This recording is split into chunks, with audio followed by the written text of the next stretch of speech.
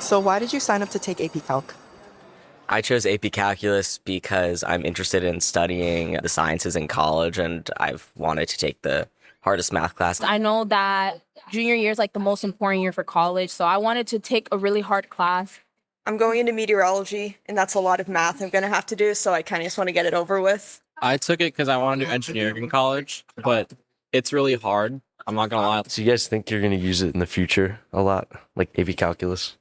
I mean, I think it's good knowledge to have. I don't know if I'm going to be using the math all that much in the future. I anticipate a lot of it's going to be forgotten, but I think certain basic principles that I'm very grateful to have learned, I think I will retain.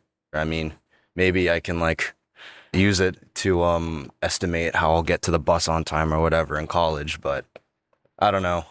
After the AP test, I honestly feel like I'm not going to use a lot of it. What I was focusing on what I would gain from the class is whether or not I wanted to do something within engineering or even as a math teacher. Final question. Would you recommend calculus to someone considering it? Yeah, definitely. Don't take the class. No, this is a trap. It's a trap. It's a trap. I would definitely recommend it, especially because it's a requirement at most colleges, and I know a lot of people want to go to college, so I would definitely recommend it. So if you're going into something that's non-STEM and you really want to save your GPA, I wouldn't recommend it. I disagree. I do think you should take AP Calc because there's a lot of fundamentals in calculus that are used in a lot of different fields, regardless of whether or not you take a STEM class. Welcome back to PS Weekly, the sound of the New York City school system. I'm Mateo Tang O'Reilly, a junior at Central Park East High School. And I'm Jasper Mallorca, a senior at Art and Design High School. This week, we're talking about calculus in high schools. I know hearing calculus probably makes you want to click off. I think it's boring too. But high schools and colleges make a really big deal about it, specifically AP Calculus. Yeah, as someone who's in AP Calc right now, I definitely hear you. I did some research and found out that last year, in 2025, roughly 446,000 students sat down to take an AP Calc exam in a single school year, so almost 500,000. How about in New York City specifically? New York City public school data from 2024 shows that the city hit a record high of students taking at least one AP exam. We don't have the exact numbers for AP Calc, but it's consistently one of the most popular AP classes, so we can assume that number is on the rise as well. Really interesting. And that number is only going up. 2024 was officially declared an all-time high for AP participation nationally, with nearly 3 million students taking 5.5 million exams. That's a 7% jump from 2023 in a single year. How'd this all start?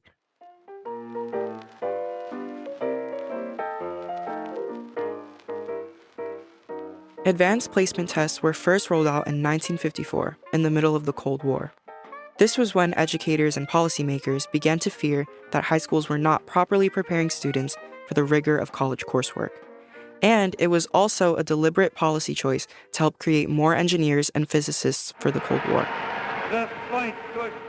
Our focus today is a class that used to be called AP Mathematics, and later, in 1969, became what we know now as AP Calculus BC, which is the class I'm taking right now.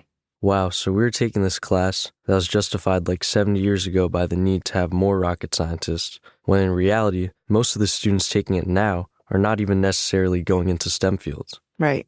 What made AP Calculus become viewed as highly as it is now? Well, we're not really sure. Based on some research I did, I think college admissions viewed the class as applicable to many different fields, and then began to associate good performance on the test with good performance in college and later in life. And it sort of became a one-size-fits-all sort of thing. Also, when being test optional came into the conversation, colleges began to rely more on looking at students' coursework.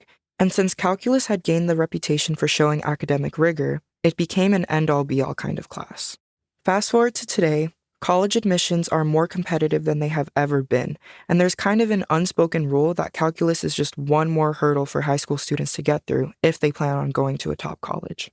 I think that's kind of why I joined AP Calculus. Yeah, I didn't expect to be the best student. I don't have crazy passion for math or anything, but the idea of pushing myself, not only for colleges to notice, but like just for myself, for like me to be proud of something. And I don't want to just take the easiest things. Like I want to take the harder paths. And I feel like after this year, I'm definitely going to be proud of where I went with AP Calc, even if I don't necessarily pass or get the highest grades.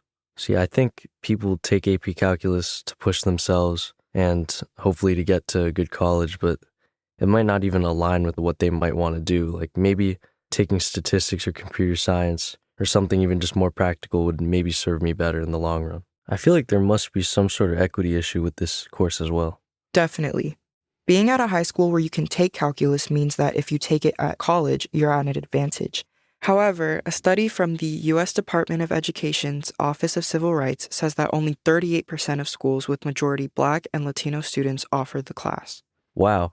I also know there's a larger debate happening where some schools are starting to offer things that are more quote-unquote applicable to real life, like statistics or financial literacy.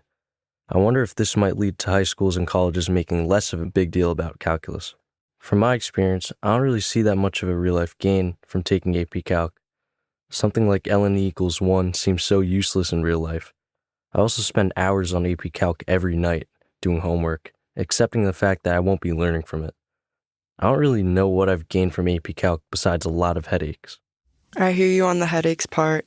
I think for me, calculus is also kind of this like status thing, like at my school, like, oh, you're an AP Calc, like that's a big deal, whatever, like you're one of the smart kids. That definitely is a status thing. A lot of people join for that. Yeah, and I'd be curious to know whether or not calculus has any value outside of like social status in high school. Maybe general problem-solving skills? I think trying to answer that question is what drew me to the topic, because calc is easily the hardest class I've ever taken, and it feels unfairly hard because I can't find any real-world applications. And as of now, as someone who doesn't really want to go into a STEM field, calc can feel sort of pointless. And I think other people who also aren't planning to do STEM in college feel the same way. I guess I'm curious why so many students, including us, are learning something so niche and challenging, and honestly sort of random that most people won't ever use after they take the AP test. I'm with you on that one. I brought my curiosity about what the point of learning calculus is to Dash Anderson. He's a math teacher at the Young Women's Leadership School of Brooklyn, which is a public school in Bushwick. He's also part of an organization called Math for America, which builds community among math and science teachers. He also recently presented a workshop for the organization on how to bring calculus to life. I went to Dash with an open mind to learn more about why calculus matters. What were some of the hands-on things that I guess you learned and then you ended up teaching at the workshop? There was one about finding the volume of a piece of fruit. We brought in some gourds and other roundish shapes for the most part and tried to calculate the volume using calculus and integrating. We did an activity about something called the Gini coefficient, which I had heard about in economics. It's a way that they measure the level of inequality in different countries, of income inequality. But I did not know until I did this workshop that it's actually done by measuring the area between two curves. We just learned how to do that. Yeah. So like the levels of income at different percentiles versus if it were all kind of evenly distributed. And yeah, you measure the area on this graph, and that's used to determine this number that then measures inequality across different countries. I feel like a lot of students think that math is boring or pointless. Mm-hmm. How do you convince them otherwise in your day-to-day? One of the first days of class, I show them The Little Mermaid and Moana side by side. And we talk about how they're similar. We talk about the animation and the fact that The Little Mermaid was hand animated. Somebody had to draw those frames one by one and draw the water and the waves and the droplets. And with Moana, like with a lot of 3D animated movies and CGI now, that relies on physics simulations. The reasons that the water looks so realistic there is it is built on math. People had to go in and sort of recreate physics, recreate how water behaves in the real world using calculus, and then they can just animate the character and the water reacts the way that water should. And they've done that with snow and Frozen. They do that with hair and fur and fabric. And it's part of why 3D animation has gotten so much better is because we now have computers that can do this math and do these calculations to recreate that kind of real world physics. I bring up that video games have been built on math going all the way back to Pong. The original Mario experiences gravity when he jumps. And then today, if you're playing, Grand Theft Auto and you crash your car and fly through the windshield and bounce down the pavement, realistically, you can thank calculus for that as well. Basically, almost any STEM field has some kind of calculus connection or application within it if you look for it. Okay, I really have not looked for it, but I'm going to start looking for it. So let's talk about your time as an educator. Can you lead me through a typical class taught by you? Is there anything you say you do differently than other math teachers to make your class more engaging? So there was a book that came out a while ago called Building Thinking Classrooms in Mathematics, and that focuses on basically making math more engaging, having students stand up and work at whiteboards instead of sitting at desks, working in random small groups where they're with different students every time and have to collaborate, giving them more what they call thinking tasks that are kind of deeper questions that are more open-ended, that might have some real-world application that they work through together and aren't just a multiple choice question from the test. I try to do that especially at the start of a topic. That's kind of where things tend to be more engaging, where you can make those connections and those real-world analogies. I try to, again, connect things to real life, to current events. I've been doing that a lot the last couple weeks now. What do you hope students can get out of a calculus class? The reason I proposed creating the class 10 years ago, we had our first class graduate in 2015. The main reason I wanted to offer the class was just to give students that exposure. So if they are going to pursue STEM, if they are going to take calculus in college, they won't be seeing it for the first time. If they can also pass the exam and earn the credit, that's a bonus. But my main motivation was, preparing students for that calculus or more advanced math they're going to have to see later on. That's one reason. But even beyond that, I do think there are reasons to learn calculus, even if you're not going to pursue STEM. As with any other subject, you may not be using calculus every day, but it is in your life. It's all around you. It's in the physics of the world. It's being used by people to make decisions that will affect you. And I think that's enough reason to argue that everyone should have the opportunity to better understand these ideas for calculus or anything else that we teach in school. We'll hear more from Dash after the break.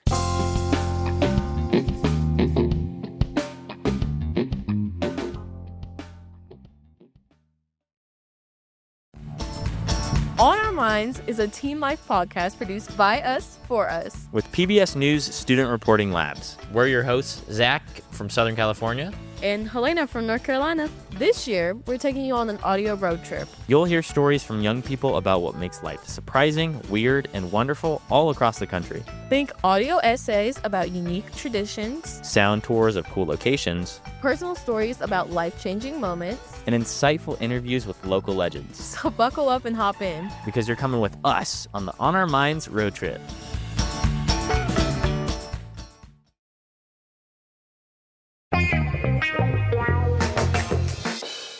Okay, so moving away from just calculus in general, what do you think is the most important thing for students to take away from your calculus class? Like, it could be practical applications or understanding how to solve real-world problems based on the material. They talk about spinning wool into yarn, or I realize a more relevant example is like a can of silly string. The candy? No, like a can of silly string that you spray on someone. I feel like maybe that's been banned now. You don't see it. Yeah, I haven't heard of that. Anyway, used to buy this stuff silly string.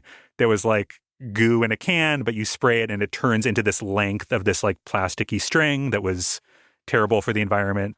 But that idea of you have this clump of stuff and you want to know if I turn this into a length or a distance, what would that area kind of become? Or if I knew how much string came out of the can, could I figure out how big that blob was originally? So if they can understand that relationship, then I think that's both what's beautiful about calculus is those ideas.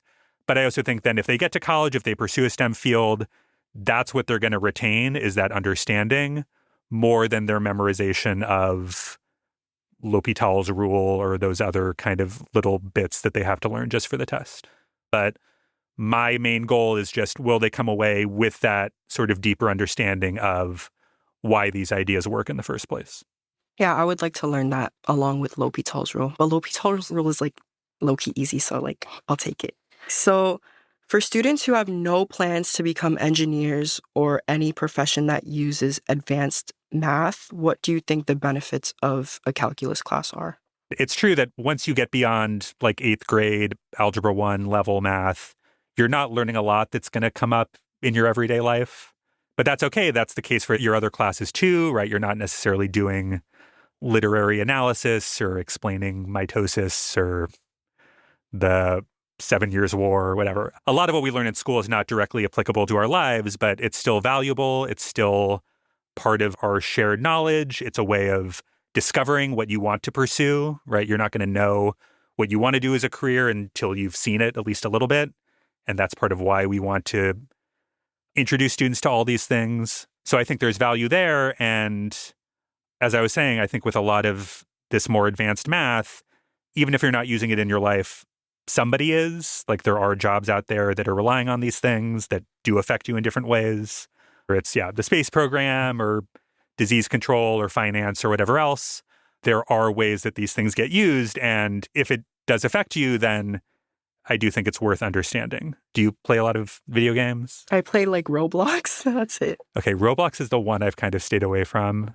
I don't know exactly what the game is there. But a lot of the most popular games recently, things like Minecraft or Stardew Valley or Balatro, have this element that's economic where you are collecting some resource like gold or experience points or gems, and then you're spending it on something, an upgrade or a building that will allow you to then collect those gems faster. Oh, okay. And so that's already economics. And then you often have to decide, am I going to buy this upgrade now or save up for this better one? And will the bigger increase be worth the time I had to wait to save for it? And when you're making that decision, that becomes a calculus problem. Because what you're really thinking about is, if this line represents the rate at which I'm acquiring gold, okay. and I can either bend that line up a little bit now or a lot later, the question is which of those shapes has the greater area underneath and therefore represents the most gold that I can acquire, the fastest way to get to whatever that next goal is. So any game like that that has that sort of, resource management element, you are doing some amount of calculus when you're making those types of choices, if you want an even more kind of everyday example. That's a really good everyday example. All right, so if calculus gave no advantage whatsoever to students in terms of college applications or like people who want to go into STEM fields, what do you think the class would look like in schools?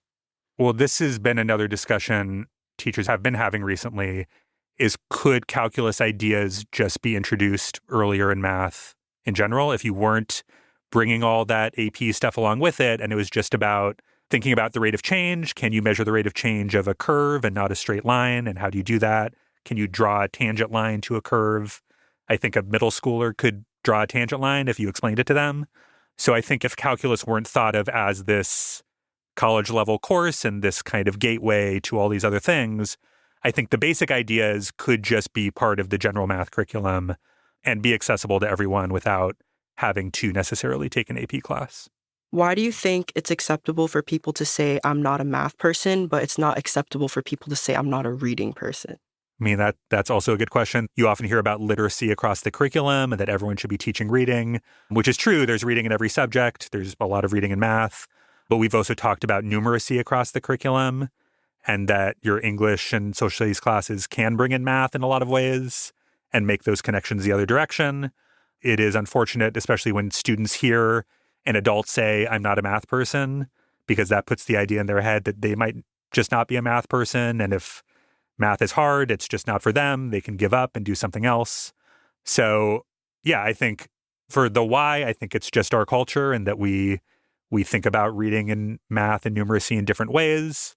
We accept the fact that people can say they're not a math person, but why that's the case, I think, is maybe too deep, other than the fact that, reading is something that you do to some extent throughout your life and every day just to survive. And with math, once you get past at least kind of the middle school level, it doesn't have that sort of application of like, I need this just to go to the supermarket and buy groceries. The math you learn in calculus and the things you learn in a lot of your classes are not going to be used by you every single day. They're not life skills necessarily. But if they're in your life, if they're affecting you, if they're being used by other people to make those decisions that have an effect on you. I think everybody should have that opportunity to learn more about those things, to understand the world better. And I would love for calculus to have more of that place, even if that means maybe getting away from the standardized curriculum and exam that it's currently attached to. All right, thank you for coming, Dash. Thank you for having me. I love talking about this stuff all the time, and I'm glad to be given this opportunity.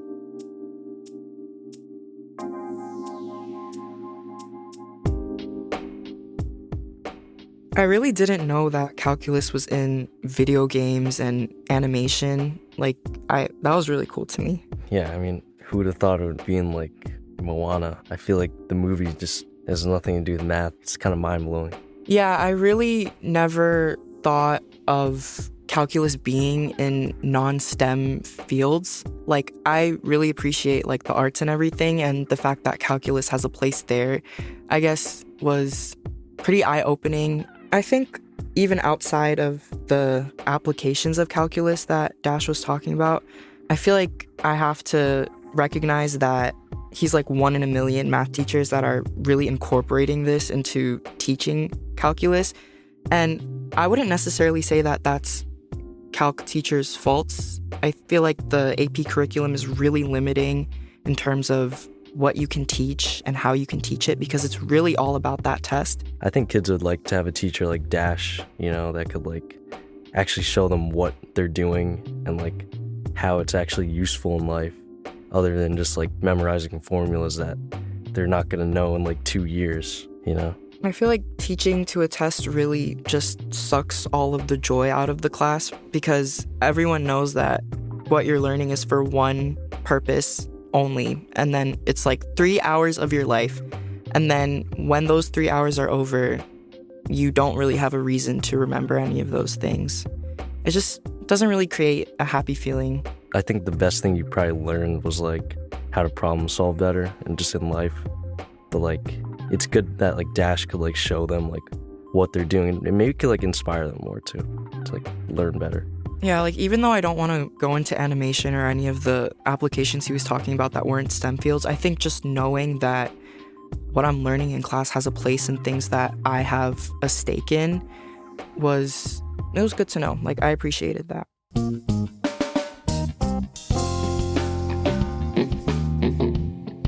That's all for today on PS Weekly. PS Weekly is a collaboration between The Bell and Chalkbeat, made possible by generous support from the Pinkerton Foundation. Producers for this episode were me, Mateo Tang O'Reilly. And me, Jasper Mallorca. Our senior producer for the show is Maria Robin Somerville, and our technical director is Jake Loomis. The executive editors are Amy Zimmer and Taylor McGraw. Additional production and reporting support was provided by Mira Gordon, Sabrina Dukenny, Zana Halili, and Caitlin Melville, and our friends at Chalkbeat. Music is from APM, and the jingle you heard at the beginning of this episode was created by the one and only Erica Wong. Thanks so much for listening, and see you next time.